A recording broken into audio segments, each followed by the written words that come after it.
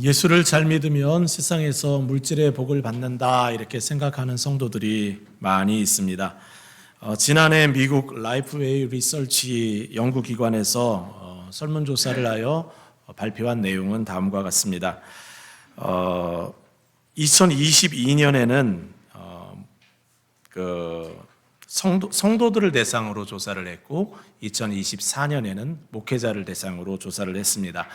목회자 1,003명에 대해 온라인으로 설문조사를 했고 마찬가지로 동일하게 성도들 한 달에 한 번 이상은 교회를 나오는 성도들을 대상으로 설문조사한 내용입니다. 천주교를 제외한 개신교 목사들에게 질문을 던지고 답을 들었는데요. 첫 번째 질문은 성도가 물질적인 축복을 받으려면 하나님을 위해 무엇인가를 해야 하는가라는 질문이었습니다. 10명 중에 처음 나와 있는 이 표인데요. 10명, 8%, 1000명 중에 한 80명 정도가 그렇게 답을 했습니다. 물질적인 복을 받으려면 성도는 하나님 앞에 무엇인가를 해야지 하나님이 복을 준다 이렇게 생각을 한 겁니다. 그런가 하면 10명 중에 9명은 반대를 한 건데요. 그 중에 7명은 하나님은 그런 하나님이 아니다. 무엇인가를 한다고 해서 무엇인가를 더 주는 분이 아니다 라고 대답을 했습니다. 하나님이 성도들의 재정적 번영을 원하시는지에 대한 질문도 물어보았습니다. 이에 대해서 여기 세 번째인데요. 목사들 중에 37%는 여기 있으니까 이거 안 나와도 됩니다. 깜짝 놀랐습니다. 37%는 대답을 했어요. 하나님은 성도들에게 물질적인 복을 주기를 원하신다고 본인들은 생각합니다 라고 대답을 했고 60%에 가까운 분들은 그렇지 않다고 대답을 했습니다. 그런데 여러분 이건 목회자의 설문조사의 답이고요. 성도들은 어떻게 생각을 했는지 한번 보도록 하겠습니다. 다음 거 한번 보여주시겠어요? 미국 개신교 신자들의 거의 절반에 해당하는 45%는 성도들은 이렇게 생각을 했습니다. 하나님으로부터 물질적인 축복을 받으려면 하나님을 위해 무엇인가를 해야 한다 이렇게 생각을 했어요. 이 표인데요. 45%는 내가 무엇인가를 하나님께 해야지 하나님이 복을 주신다 생각을 한 거예요. 근데 목사님들은 어떻게 생각을 했냐면 8%만 그렇게 생각을 한 거예요. 이게 참 차이가 있죠. 목사님들이 이렇게 설교를 하는데 이렇게 듣는 걸까요? 아니면 이 표가 여러분 일단 마음속에 한번 두시길 바라고. 세 번째는 하나님은 사람들에게 성도들에게 경제적인 번영을 원하시는가라는 부분에 대해서 목회자들은 한 37%는 하나님은 성도들이 복을 누리며 살기 물질적인 복을 원하는 것 같다 대답을 했는데 교회에 나오시는 성도님들은 76%는 이렇다라고 대답을 했어요. 왜 이렇게 차이가 날까라는 것에 대한 고민을 좀 해봤습니다. 그리고 이런 나름대로의 결론을 내려봤는데요. 첫 번째는 교회들 중에 대형 교회를 이루고 있는 많은 교회들을 보면 번영신학을 가리키는 교회들이 많이 있습니다. 예수를 믿으면 하나님이 물질적으로 큰 복을 준다라는 믿음을 갖고 그렇게 가르치는 목사들 중에 1000명 중에 80명밖에 그렇게 안 가르치지만 그렇게 믿는 교회가 큰 교회들이 많을 수 있다라는 해석입니다. 그런가 하면 이런 해석도 가능합니다. 목사님들이 설교를 어떻게 하든지 간에 그냥 본인이 믿고 싶은 대로 믿는 겁니다. 사람들은 원래 자기가 믿는 걸 잘 굽히지 않잖아요. 이렇게 생각하니까 이렇게 믿고 살아가는 겁니다. 제가 오늘 기복주의 신앙을 설교의 화두로 꺼내는 이유가 있습니다. 2000년 전에도 예수님으로부터 사람들이 기대하는 것이 예수님이 강조해서 사람들에게 이야기하렸던 것들과 일치하지 않았던, 전혀 일치되지 않았던 일들이 많이 있었기 때문입니다. 오늘 본문은 물고기 2마리와 보리떡 7개로 4,000명을 먹이신 사건입니다. 마가복음 6장에 비슷한 이야기가 나왔죠. 보리떡 5개와 보리떡 5개와 물고기 2마리로 5,000명을 먹인 사건입니다. 비슷한 이야기 같아 보이지만 차이점이 분명히 있습니다. 장소가 달라요. 지난번에는 유대인 지역에서 하신 일입니다. 오늘 일은 이방인들 지역에서 하나님이 기적을 행하신 거예요. 하나님은 유대인이나 이방인이나 사랑하는 것은 똑같습니다. 유대인의 지역에서 하신 일이 뭐예요? 귀신 들린 자들 쫓아내시고 병든 자들 고쳐주시고 하나님 말씀 가르치시고 그들을 먹이셨어요. 그들을 불쌍히 여기셨어요. 이방인 지역에도 똑같습니다. 가셔서 처음 하신 일이 수로보니게 여인의 귀신 들린 딸을 고쳐주셨어요. 그 다음에는 귀 먹고 말 더듬는 사람의 병을 고쳐주셨습니다. 그리고 오늘 떡을 먹이셔요. 그들을 불쌍히 여기시고 그들에게 하나님 말씀을 전하십니다. 하루 이틀 전하는 메시지가 아니었어요. 3일 동안 진행되는 잔치였습니다. 여러분, 유대인들만 예수님을 환영한 게 아닙니다. 이방인들도 열렬히 예수님을 좋아했습니다. 그분의 가르침에 목말라 했습니다. 4,000명이 모였는데 예수님을 떠나지 않습니다. 3일 동안 말씀잔치가 펼쳐지는데 그 자리를 지키고 있습니다. 사람이 어떤 존재입니까? 자신에게 유익하지 않다 생각하면 빨리 자리를 뜨죠. 그런데 4,000명이 자리를 뜨지 않고 주님의 가르침과 그가 행하시는 일들을 지켜보고 있습니다. 유대교의 배경을 갖고 있던 메시아를 간절히 기다려온 유대인들만이 아니라 메시아에 대한 생각이 전혀 없었던 사람들도 예수님을 필요로 했습니다. 복음성 가수 중에 유명한 스티브 그린이라는 가수가 있습니다. 한국에 와서 공연할 때 한번 가서 참여했던 적이 있는데 그가 부른 곡 중에 주가 필요해라는 곡이 있어요. 가사가 이렇습니다.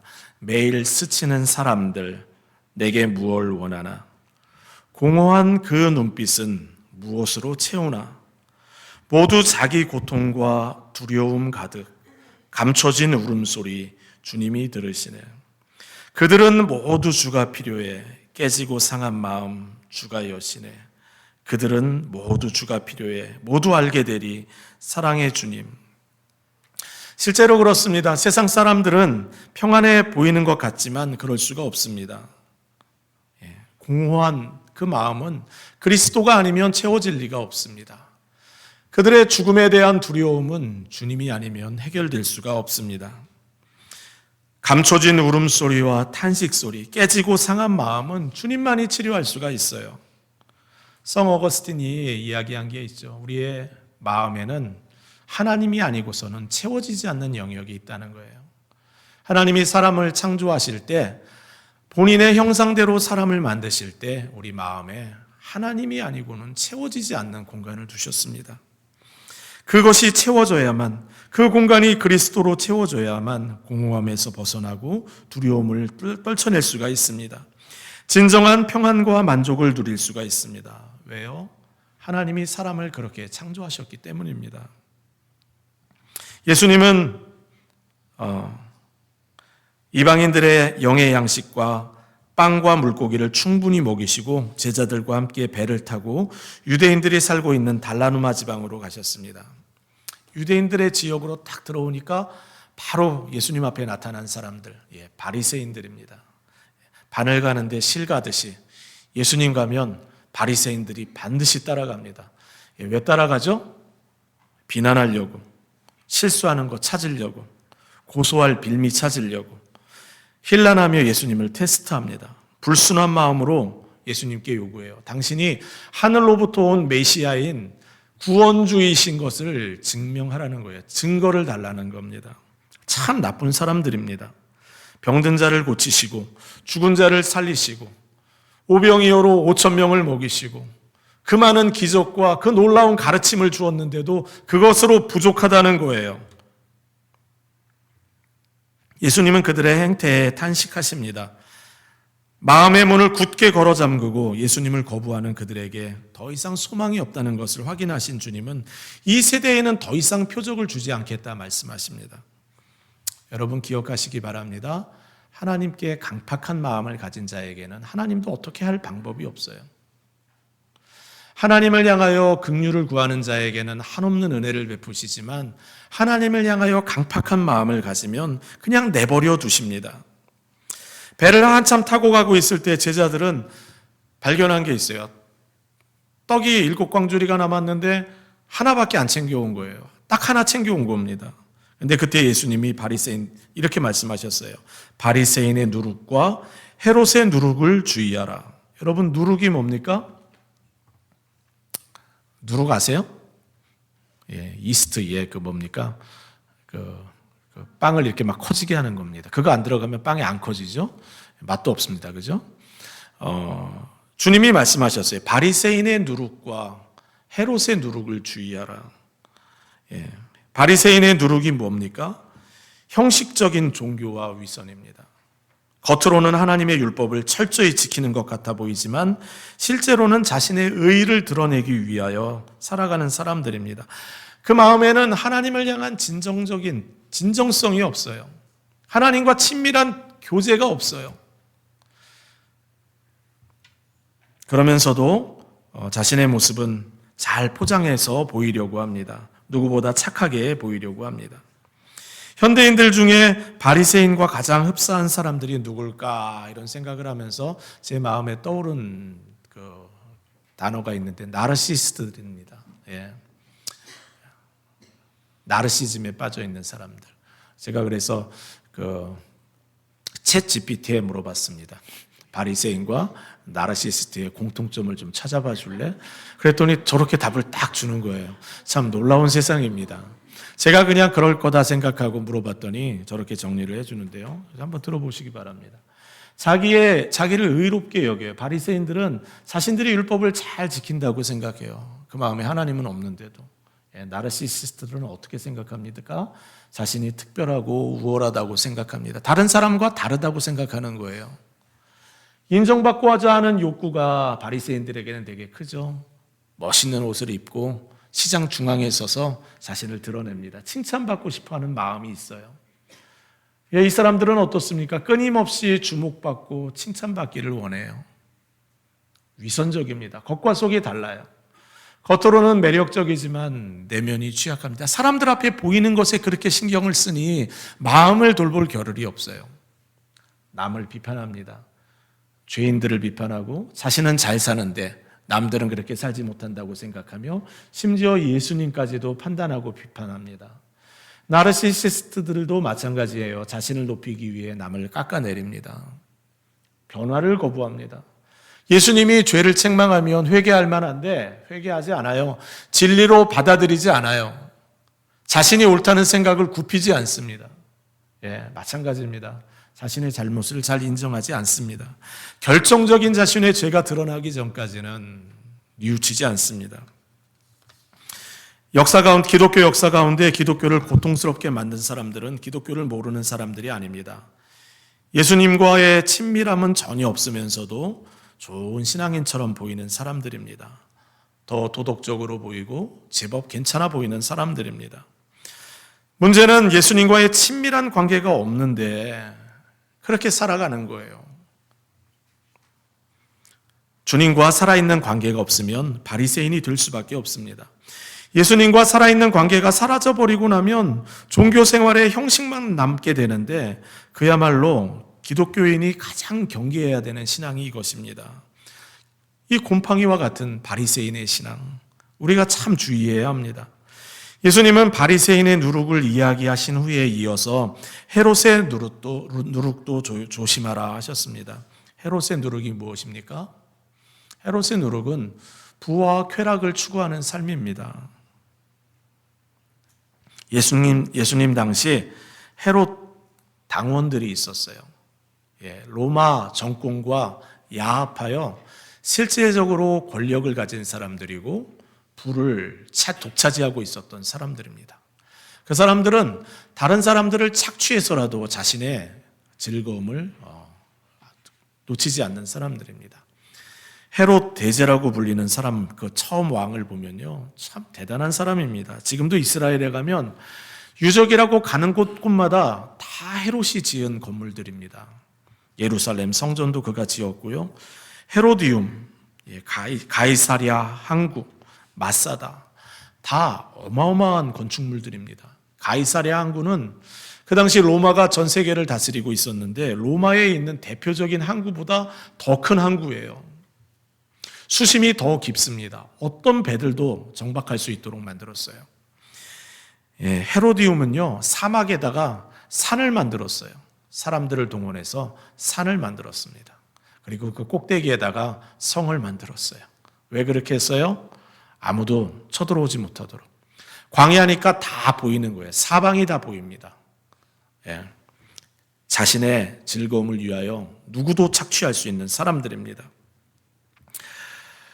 하나님은 세상의 부와 명예와 권력을 추구하며 부끄러움 없이 쾌락을 추구하며 살아가는 그들의 헤롯의 누룩을 조심하라고 하셨습니다. 참된 신앙은 세상 사람들이 추구하는 방향과 근본적으로 다르기 때문입니다.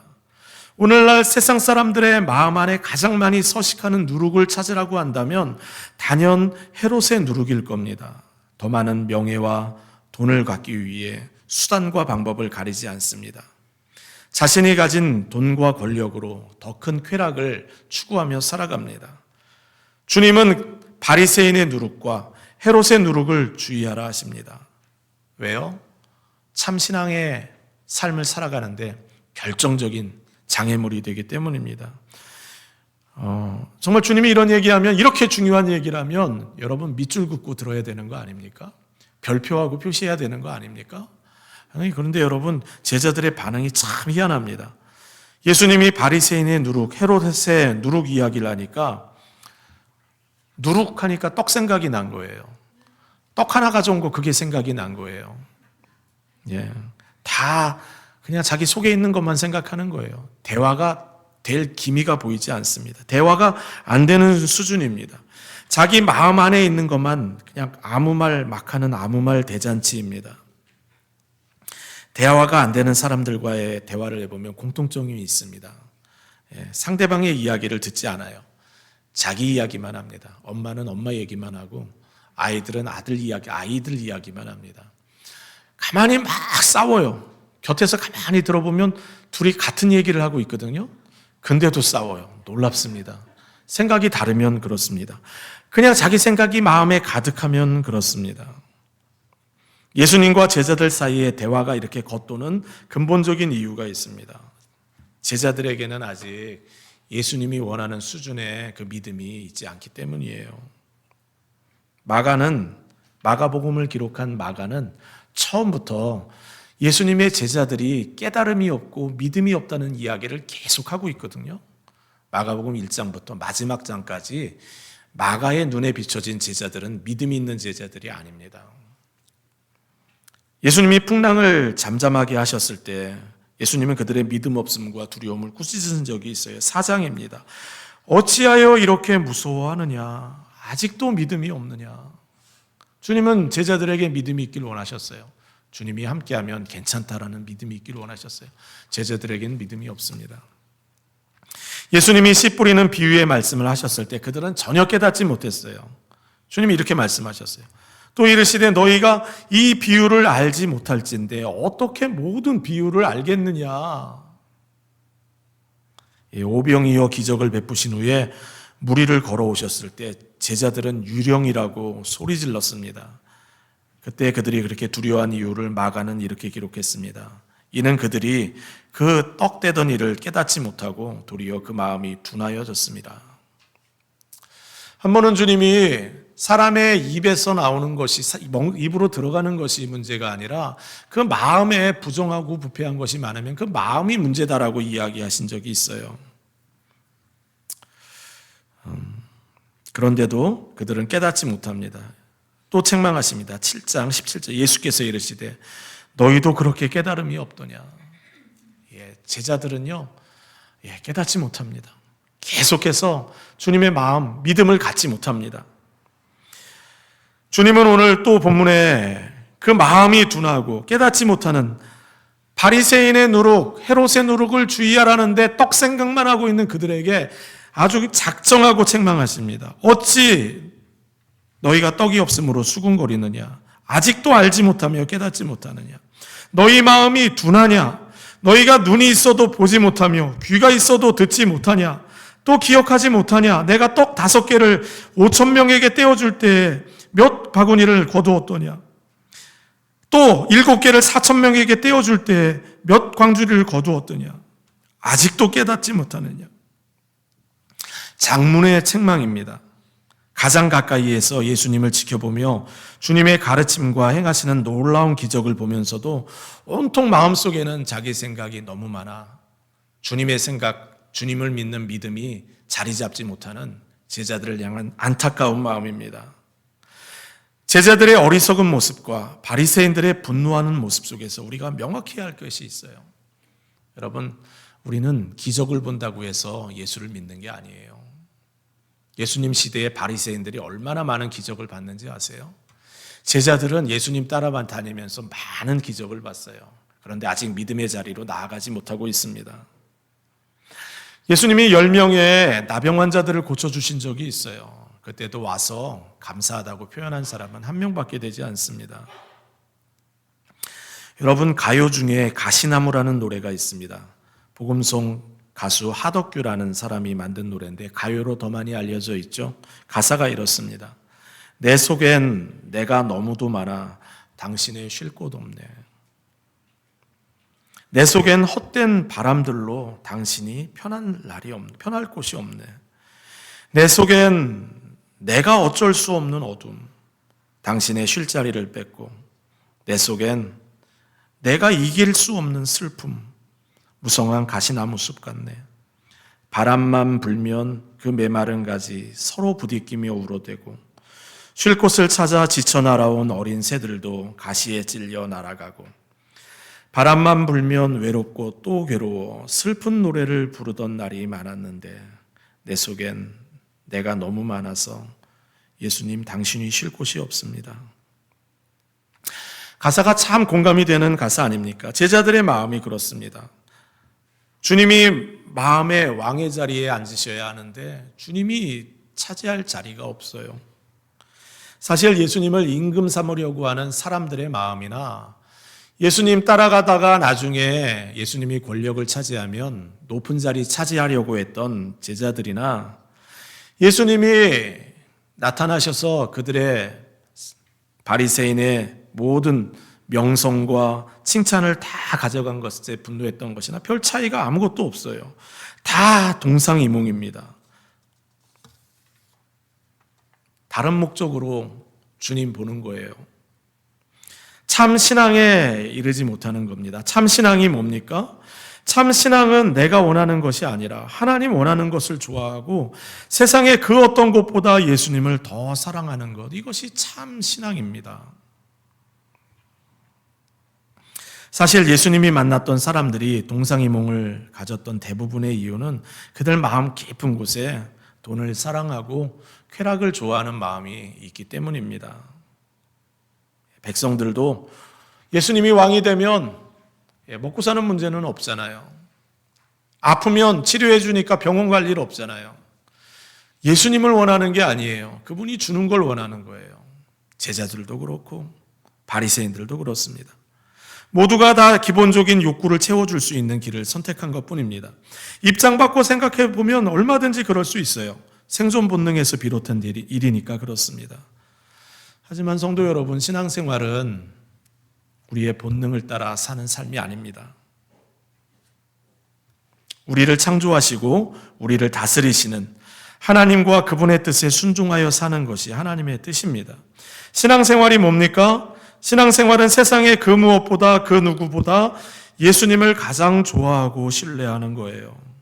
우리에게 가장 좋은 것을 주시는 하나님을 신뢰하며 예수님을 자랑하며 예수님을 전하며 사는 겁니다. 왜 그렇게 살아야 합니까? 예수님이 십자가에서 우리를 향한 큰 사랑을 보여주셨거든요.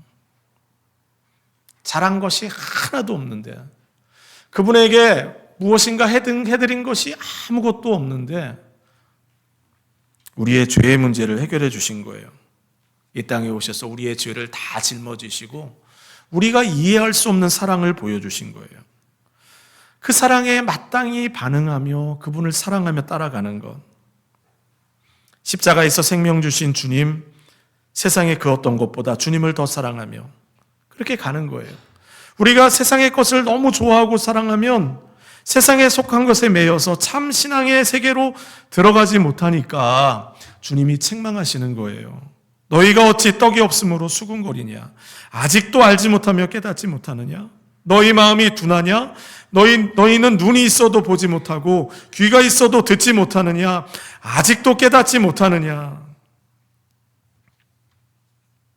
설교 서두에 제가 설문조사 이야기를 한 이유가 있습니다. 양심이 있고 성경을 제대로 연구하는 목사라면 예수님께 뭔가를 해야만 하나님이 그 보상으로 물질적인 축복을 준다고 설교할 수가 없습니다.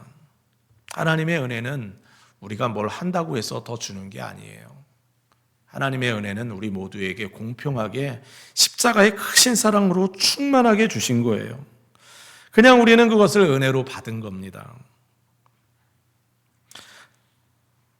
정상적인 목사라면 우리가 무엇을 해야만 하나님이 무엇인가를 보상으로 주신다는 설교를 할 수가 없습니다. 그런데 성도들은 그런 설교를 접할 기회가 별로 없는데도 45%나 그렇게 믿는 이유가 무엇입니까? 동상이몽이에요. 예수님을 통해서 무엇인가를 얻기를 원하는 겁니다. 자신이 믿고 싶은 대로 믿는 거예요. 하나님은 우리가 재정적으로 부자가 되기를 원한다고 스스로 믿는 겁니다. 자그마치 76%가 그렇게 믿고 살아갑니다. 여러분, 성경에 언제 하나님이 우리가 예수를 잘 믿으면 재물의 복을 준다고 말씀한 적이 있습니까? 예수님의 12제자는 다 순교했고 사도 바울도 순교했고 오늘날도 예수를 믿는 복음 전하는 곳이 금지된 곳에서 예수님의 사랑이 너무 고마워서 그분 사랑 붙들고 살아가는 사람들은 여전히 고난 속에 자신의 생명을 걸고 추방당하고 비난당하고 경제적인 제재를 당하고 살아가는데 어떻게 우리는 예수를 믿으면 물질적인 복을 받는다고 생각할 수가 있겠습니까? 성도 여러분, 우리가 분명히 해야 하는 것이 있어요. 재물은 은사입니다. 복이 아니에요. 복은 예수 그리스도의 십자가의 은혜가 복이에요. 은사는 여러분, 모든 사람에게 하나님께서 각 사람에게 주신 은사가 달라요. 사랑의 은사를 많이 주셔서 잘 섬기는 분들이 계세요. 또 기도의 은사가 있으셔서 기도를 아주 열심히 하시며 교회를 섬기는 분들이 계세요. 주일학교에서 섬기는 분들, 다양한 모양으로 하나님이 주신 은사로 섬기는 것처럼 재물도 마찬가지입니다. 여러분의 건강도 마찬가지입니다. 하나님이 잠시 맡기신 것이에요. 그것을 가지고 최선을 다하여 하나님을 섬기며 청지기로서 잘 사용하다가 주님이 부르시면 주님 앞에 서는 거예요.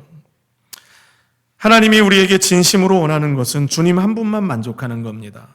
생명 주셔서 죄와 사망으로부터 우리를 구원해 주신 주님께 마음 다해 감사하는 거예요.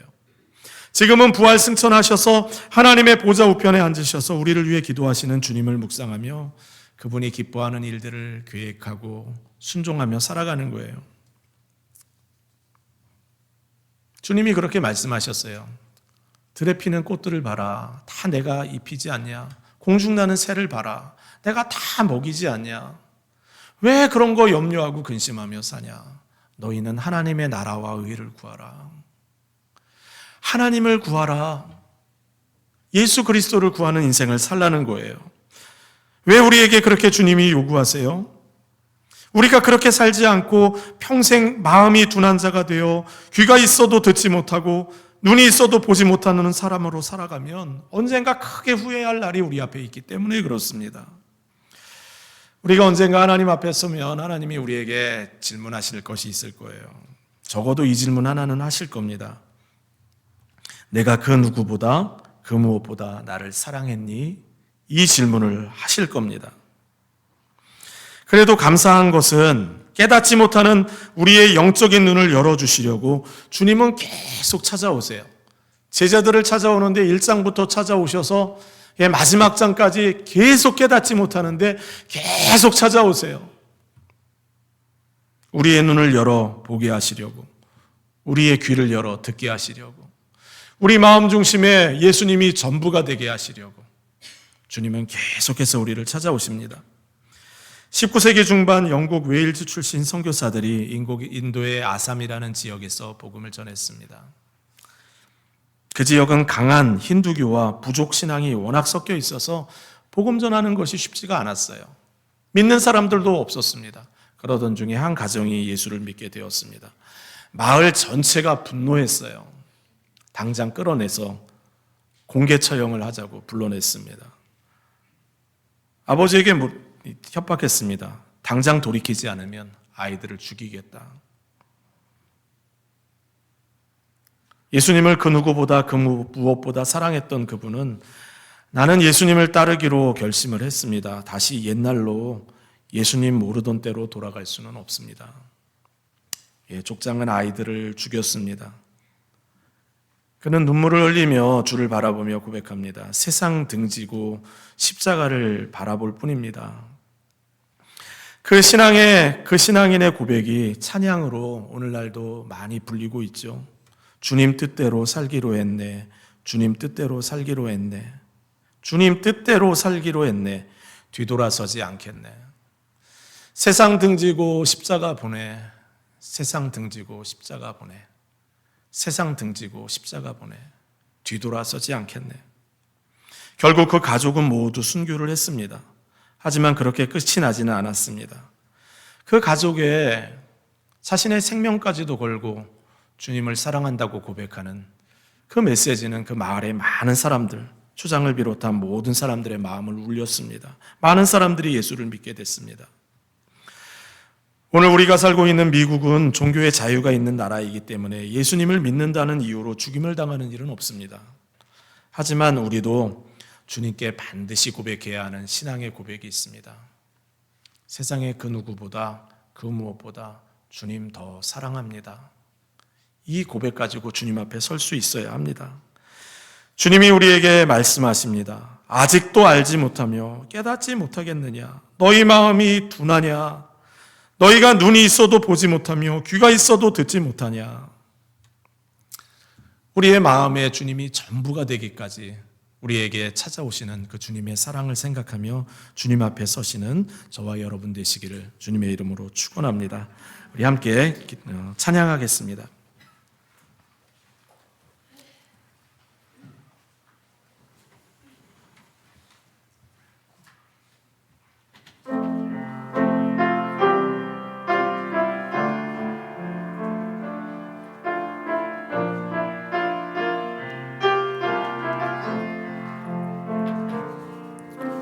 주 나의 모습 보네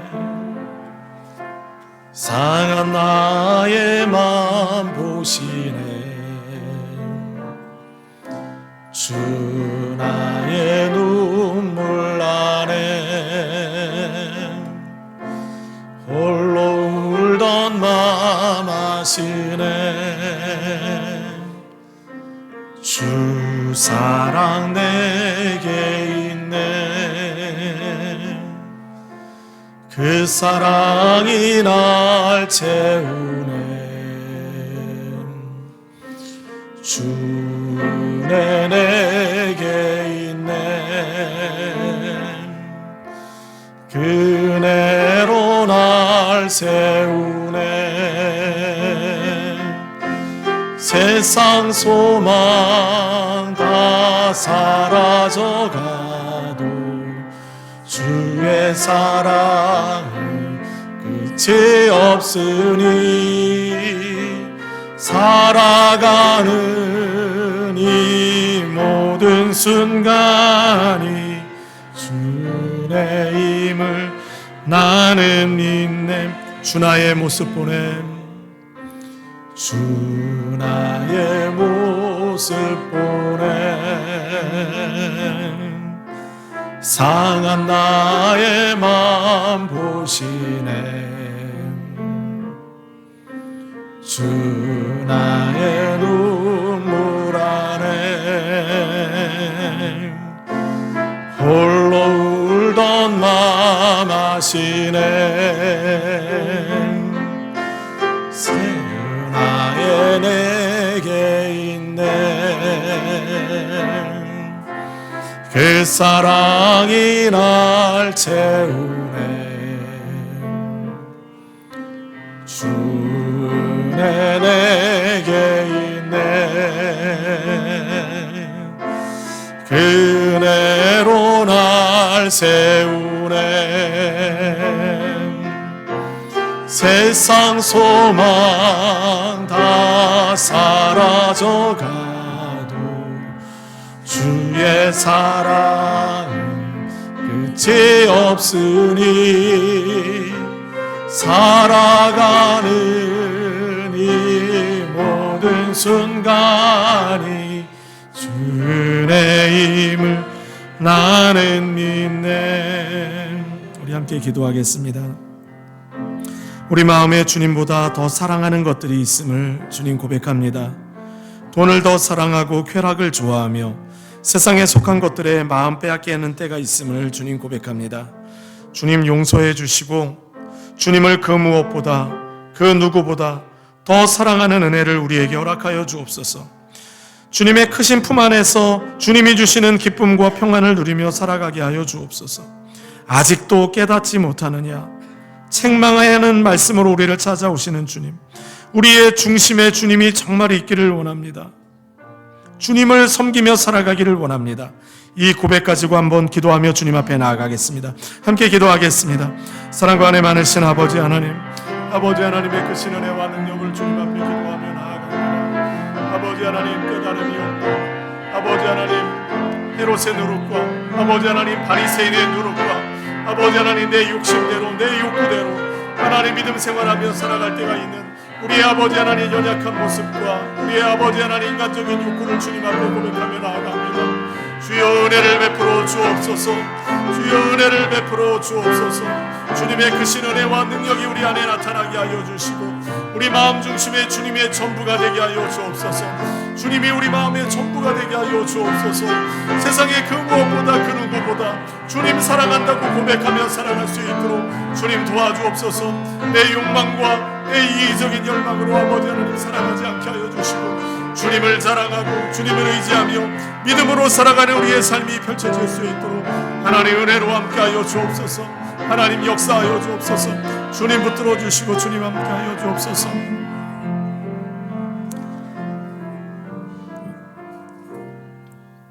예수님의 이름으로 기도드립니다. 아멘.